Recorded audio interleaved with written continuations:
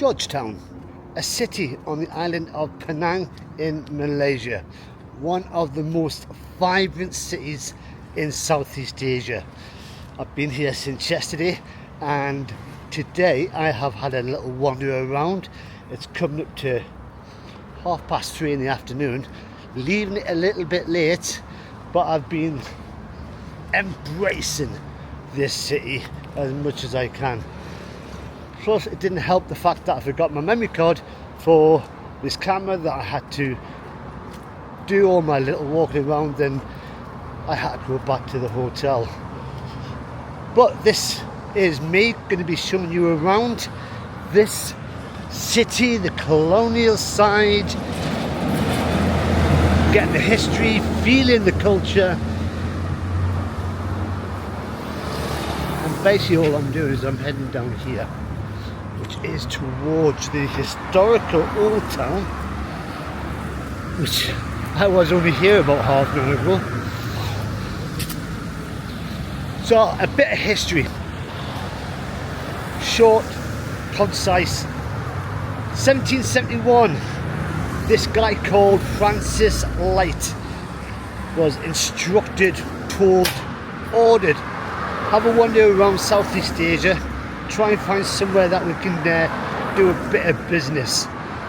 So he landed on the mainland over there, and I'm saying over there because you can't see, and at the time there was two neighbours having a bit of a fight, not getting on at the time, and one of the neighbours went to Francis Light and said, "Tell you what, mate, look after me and I'll give you this island just over there." So Francis Light put his muscles on, gave a little bit of help to this neighbour, and then was given Penang. The island of Penang was his. He went back to the British and said, "Got this island, I reckon it's going to be quite good." So the British hummed and hawed for a little while, for about 10 years, and then go on then, see what you can do. So in the 17th of July 1786, Francis Light came along. At the time there was a lot of locals having the best life, going fishing in the morning, having a little snooze in the afternoon, a bit of cooking and dancing on the night time. Francis came along and went, "Oi, oi, oi, what are you doing? You need to stop this. We're going to make this island an amazing place." So although it was covered majority in jungle, he cleared it. He cleared a lot of it to start building streets, forts, Irish bars, you name it, he started building, until it became the city of today, with a population of just under 800,000 people. So I'm going to start just around the corner from here and tell you what you need to know about Georgetown. So I'll come to the first spot, and if you just thought that history lesson I've just given you is a bit as in it's not quite right, yeah, it is. It's the way I'm thinking about it. But after walking around this morning and getting a feel and just a direction where I would start and where I would finish, I thought I'd start with the town hall. Now before I start, I just want to have a look at this tree, because it's not really interesting, but it was planted in 2018 by the Lord Mayor of Adelaide. Now why is that important? Adelaide was founded by the son of Francis Light. William Light was the guy that founded Adelaide. Francis Light was the one that founded Georgetown. A woman just walked past me and started talking, and I thought she was talking to me. She was talking on her phone. So Francis Light landed here, decided that this place was going to be called Georgetown after His Majesty King George III. But the town hall here, and it's not really a town hall anymore because this is a city. It was declared a city by Queen Elizabeth II in 1957. and it was changed from a town hall to a city hall, but they've never changed the title yet. It's still known as a town hall, which is at the top. Now, it was declared a city by the Queen just before Malaysia got its independence, so it's the last act that the Queen did for Malaysia before they became its own country. The town hall was finished being built in 1883, and inside there is an assembly hall, there's a library, and of course, being British, there is a grand ballroom.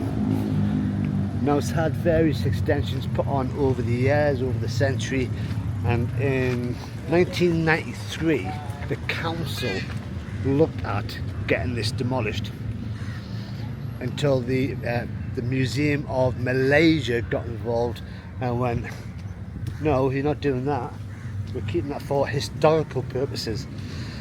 So it nearly got razed to the ground. Interesting. I'm more interested about the tree in Adelaide and William and Francis, but when you carry on walking around in a square, and you can just see in the background over there, that is a cruise ship, and look at the size of that. I'm going to have to get closer to that. So there's a lot of cruise ships come to Georgetown along with other places in Malaysia, but this is just a nice little area. But no, got to keep on, there's so much to see. So next door from the town hall, just to make it a bit more confusing, is the city hall, and this was built in 1903 to replace the town hall. Now, I tried to find something online to find out if it was called the town hall at the time, but I can't find anything, so we're going to go with city hall. And it has been a Malaysian national monument since 1982. And that's all the information I've got on the place. Not a lot to be said, but it looks nice. And across the way from the city hall there is a little sign which gives you some information, but not a lot.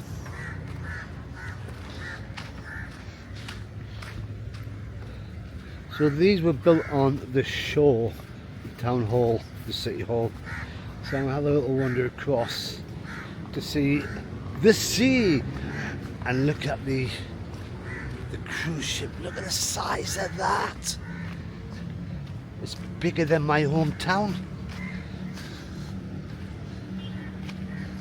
So this is the shoreline, and in the distance you can see the mainland, the city of Butterworth, where I was a couple of vlogs away.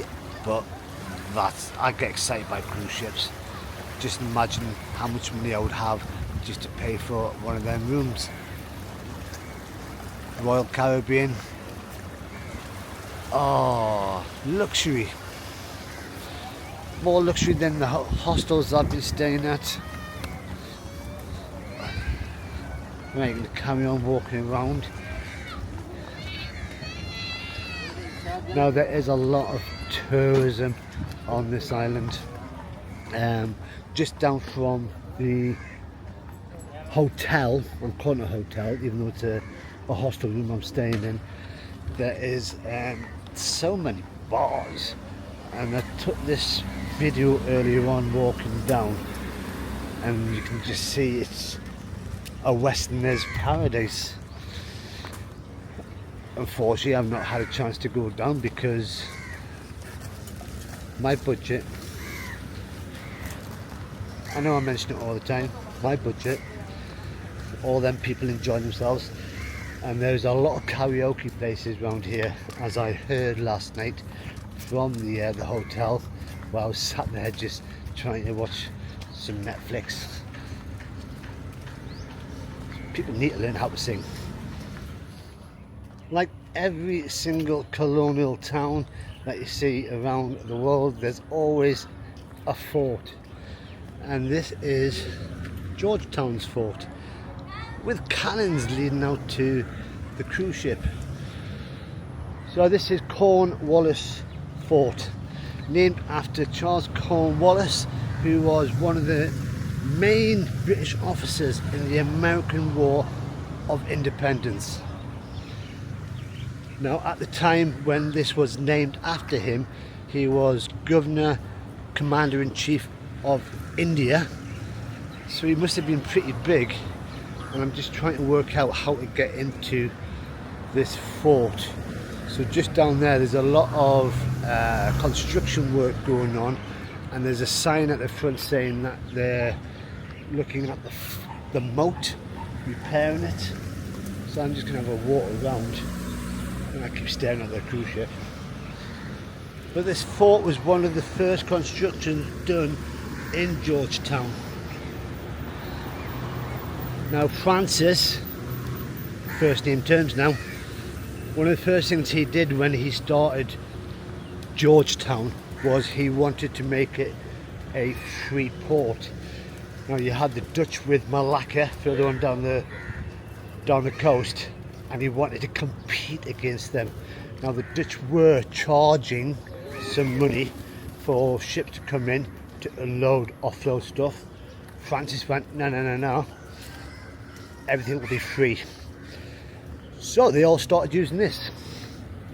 So Malacca started losing business while Georgetown started getting a bit busier. As I'm walking along, all I can see is just bird after bird after bird, all the way down. Chickens, crows, pigeons, smaller ones. Random. So I'm hoping there's an entrance into the fort. There you go. Fort Cornwallis. Let's hope I don't have to pay to get in. As I came round the corner, this is the first proper tourist sign I've seen, and it's for the lighthouse. And it's a bit big. That looks like the original one. So according to this sign, it was built in 1882 and renovated in 1914 and 1928, and it's a lighthouse, but you can't get into it. There's a locked gate there, and looks like you've got to pay. I've got no money on me, and there's lots of tourists. Right, I bought a ticket. It's only 20 ringgit to get in. It's card only, no cash. There you go. Right, thank you. And it looks empty. Journey back in time with us. Oh, in the days before mobile phones. So there's a tour guide that you can do. What time is it now? It's 4:10, so I've missed it. It's a bit of a shame.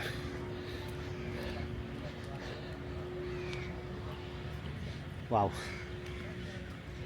Mind you, I don't know why I'm saying wow, because it doesn't look like a lot. So when our friend Francis started building this in the same year that he landed here, he started building the fort from palm trunks, but eventually it had to be replaced with stone, and it was built by Indian convict labour, and it was finished in 1810. Now I'm just walking up these stairs thinking, not really a lot. Is that a bunker? I don't think Francis would have designed that. Gunpowder magazine from 1814. You can get your Instagram picture taken just there. And there's cannons up here. Very exciting. So from up here you can just see where the construction work is going on. Get my camera over, and they're redesigning or rebuilding the moat that went around the fort. That's a lot of work going on there, and people are still working on a Sunday. Reckon. So all the way around you've got various cannons, and there's the lighthouse in the background. I'm just gonna have a wander around and see if there's anything interesting. Now I've just found out why there's so many birds down there, and that is because there is a guy who is shouting at them while feeding them and getting them to land on people. So he's taught them how to be a photography's dream. Wow. I've just been watching them shouting at the birds and they've been flying onto people. Wow. That's a skill. The Birdman of Georgetown. I thought I'd have a wander to the lighthouse to see if I could get in. Just asked this guy if we can get in, but doesn't talk a lot. Hello. And again, like the other side, the gate is locked, but at least we can get a bit closer.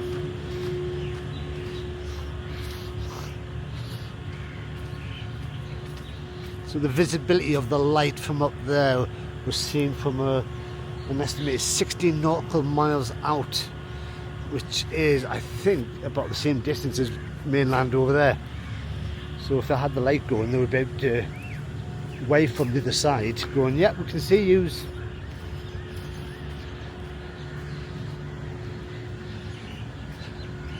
Right, I need to start taking some photographs for Instagram.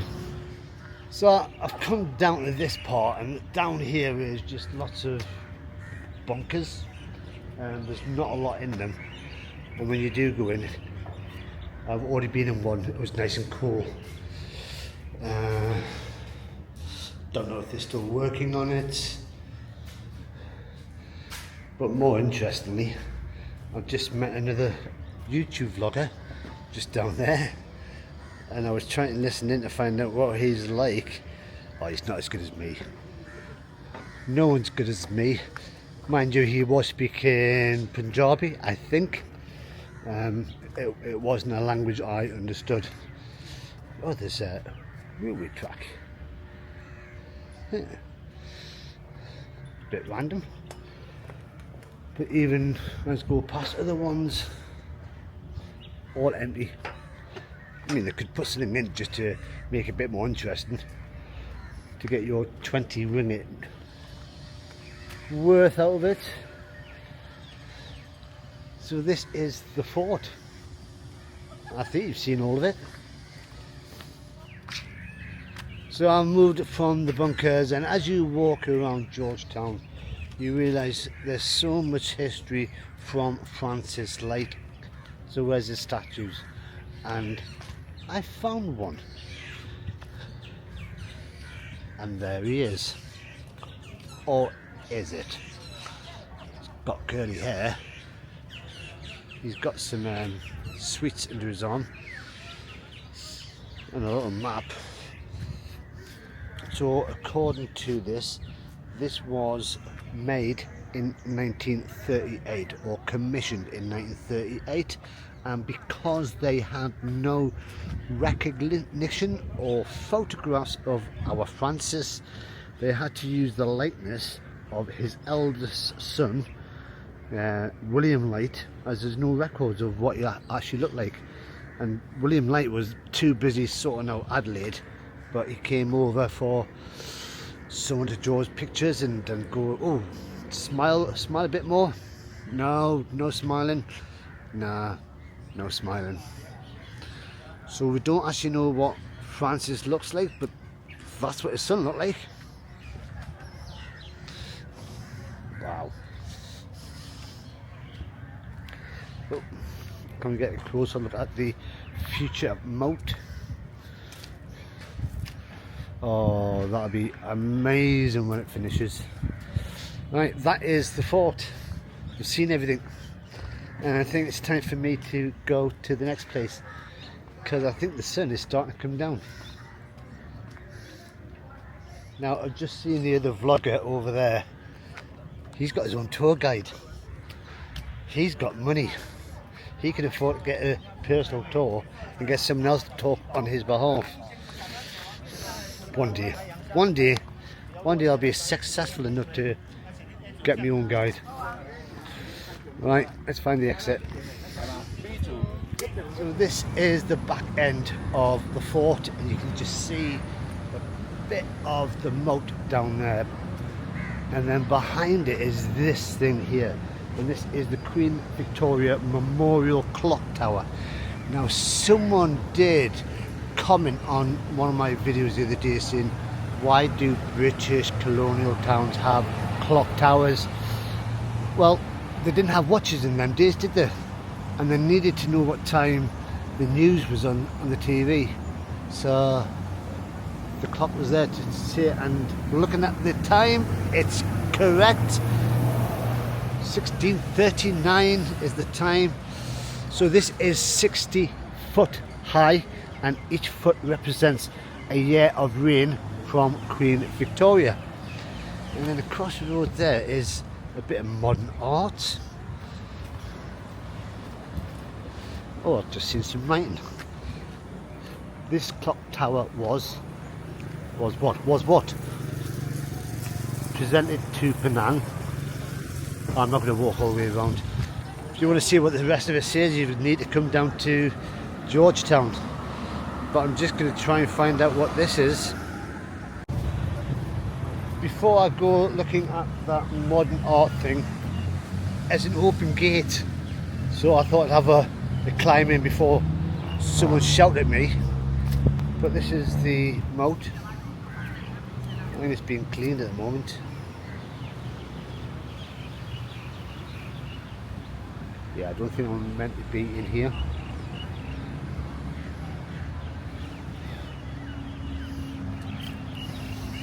This sculpture is in the centre of a roundabout, and with lots of cars and buses trying to get past. There's no way I'm going to get across. But this represents Penang. Penang, the island. Now, Penang is Malay for betel nut.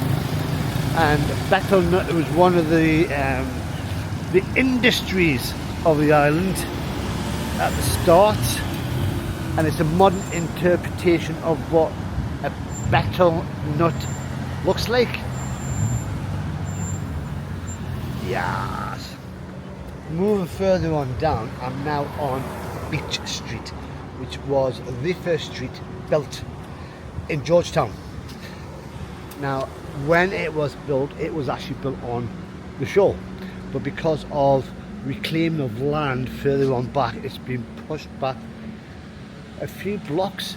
Now, when Georgetown started getting a bit more bigger, that's when the banks started coming down, and now Georgetown is a financial hub.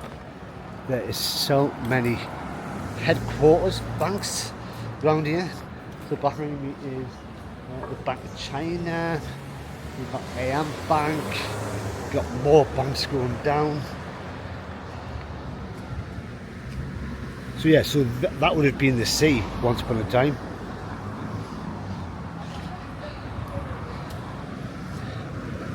And a lot of the original buildings built back then still stand now, which is astonishing. Now, I did read that out of all the cities in Malaysia, Kuala Lumpur brings the most money into the economy. Georgetown is the second biggest. Wow, not bad for a little island. The reason this is the financial hub of Penang, Georgetown, is this would have been where the port was. So when all these ships were coming in to do when it was free, they didn't have to pay anything. They would have all the traders around here, and the first bank to open the doors here was the Bank of India, which is that one there, and that was done in 1875, the Chartered Bank of India. And I'll just move around so you can see the top where it says India House with a little elephant underneath. Wow! So I've just come from Beach Street. I've gone through Little India. I've gone through a little bit of Chinese town. I'm just going past, and this is very immature of me, Quirky, and I'm heading towards the next and final stop. So it's just another 5 minutes around the corner. I'm now at the final spot, and the sun is coming down and getting right in my eye. A couple of days ago I was in Taiping, where I went past All Saints Church, where it was, I was told, the oldest Anglican church in Malaysia. No, it's not.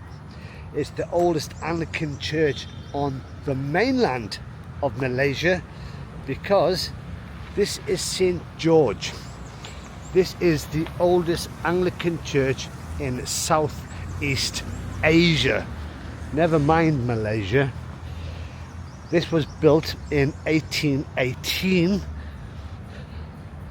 and just there is a memorial to our guy Francis Light, sorry, I'm first name terms. And you can see there is a bit of work going on, a bit of restoration. The first time it had a restoration was just after the Second World War, when it was damaged just a little bit. Now at the moment there's a lot of cars coming in, so I don't know if there's a... Oh, it's Sunday today, isn't it? So yeah, so there'll be a church thing, whatever they do on a Sunday going on. I'm not religious, but I needed to come down here because I was led to believe Taiping had the oldest Anglican church, and I wanted to see the oldest Anglican church, and it's that one. So I'm just going to do a couple of Instagram pictures, because I need to keep it up with my social media. So that's Georgetown, a small snippet of a colonial city in Malaysia.